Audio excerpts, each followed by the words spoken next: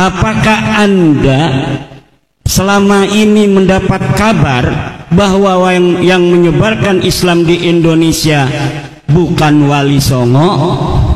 Atau Anda sering mendengarkan dari YouTube bahwa yang mencetak para kiai-kiai di Indonesia ini adalah orang yang dia datang belakangan, dia mencetak kiai, kiainya udah ada duluan sebelum dia. Kami datang ke Indonesia bukan untuk menjajah kepada Anda, tapi kami dan datuk kami semuanya datang kepada Anda untuk mencetak ulama kiai-kiai ada di Indonesia ini. Awas, Anda tanggung jawab sama Rasulullah SAW. Yang menyebarkan agama Islam di Indonesia ini Wali Songo. Yang mencetak kiai-kiai di Indonesia ini Wali Songo. Sanadan muttasilan minna ilaihim radhiyallahu ta'ala anhum. Saya contoh, ini ada enggak kesambungan daripada silsilah ilmu kepada Wali Songo? Saya belajar pada Syekh Astari Cakung. Beliau belajar kepada Syekh Ishaq Cakung. Beliau belajar kepada Syekh Rafi'uddin Cakung. Beliau belajar kepada Syekh Alim. Beliau belajar kepada Syekh Abdullah. Beliau belajar kepada Syekh Ibrahim. Beliau belajar kepada Syekh Hasan Al-Basri.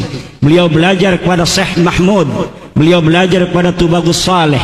Beliau belajar kepada Sultan Abdul Mafakhir Mahmud Abdul Qadir. Beliau belajar kepada Syekh Rana Manggala. Beliau belajar kepada Maulana Yusuf. Beliau belajar kepada Sultan Hasanuddin. Beliau belajar kepada Sunan Gunung Jati Syarif Hidayatullah. Beliau belajar pada Sunan Ampel radhiyallahu ta'ala anhum.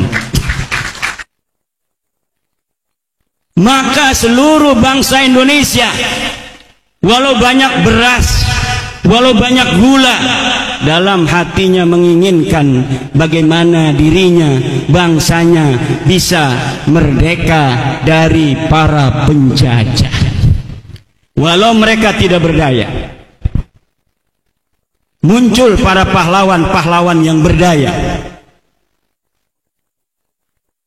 Muncullah Pangeran Diponegoro, muncullah Imam Bonjol, muncullah Kiai Haji Zainal Mustafa dari Tasikmalaya, muncullah Kiai Haji Asnawi dari Caringin.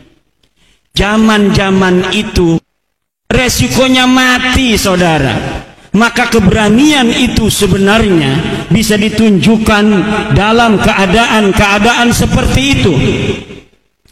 Pemberani yang sejati adalah orang-orang yang berani pada masa-masa perang. Pemberani itu dia yang megangin pedang di tengah medan perang, bukan dia yang megangin mik di atas mobil komando pada masa damai.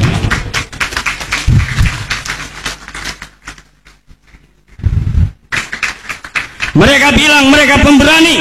Hei, kamu dan keluargamu ketika 1926 rakyat Banten perang, kamu dan keluargamu ada di mana? Ketika 1888 Cilegon perang, ente dan keluarga ente ngumpet di mana? Ketika 1825 perang Jawa, ente dan keluarga ente ada di mana? Ane cari kagak ada. Ketika Banten dan POC 1750 perang, acak-acakan kunciran, hangus rata itu Karawaci, Caringin hancur lebur. Kita ingin mengusir para penjajah di bumi Banten dan DKI Jakarta. Kita perang, leluhur kita mati, ente sama keluarga ente ada di mana? 1654 perang Cisadane dengan gaya manuk dadali, tentara Kesultanan Banten mengusir penjajah VOC, merebut Cipondoh, merebut Kunciran, merebut Sudimara, merebut Pinang, agar kembali berada di bawah kekuasaan Kesultanan Banten, anak negeri sendiri. Ketika itu ente dan keluarga ente ada di mana?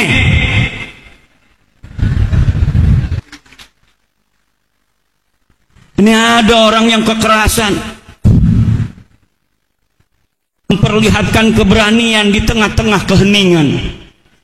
Orang lagi damai, dia, saya paling berani, kita siap perang, takbir, paling berani, kita siap perang, takbir, Allahu Akbar. Kata polisi, saya juga Allahu Akbar. Mau perang dengan saya, ini Allahu Akbar, itu Allahu Akbar, samiallahu liman hamidah. Giliran zaman perang kagak ada di sejarah, gimana urusannya? Kita baca-baca, ini ada kagak yang mati di medan perang? Ada enggak nih dari suhada-suhada 10 November? Kagak ada.